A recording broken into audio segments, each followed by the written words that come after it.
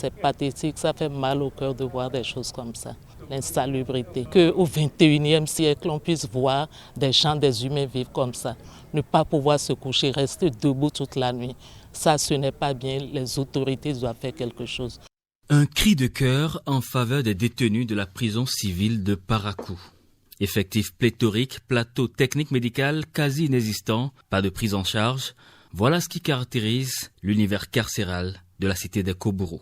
La prison civile de Parakou est construite vers les années 1928. Elle était destinée à abriter 125 à 150 personnes.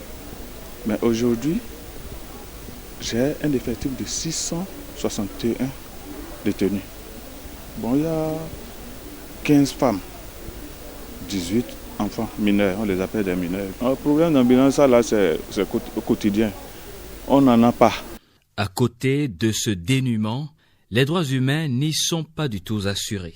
Pourtant, sur le terrain, il existe des bâtiments pouvant décongestionner cet effectif. Mais malheureusement, le bâtiment n'a pas été mis en service, en ce que certains travaux n'ont pas été achevés.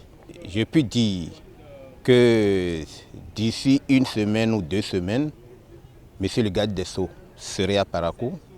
Le connaissant suffisamment pragmatique, il n'est pas exclu qu'à l'occasion de cette visite-là, qu'il puisse donner des instructions afin de mettre en service très rapidement la prison civile.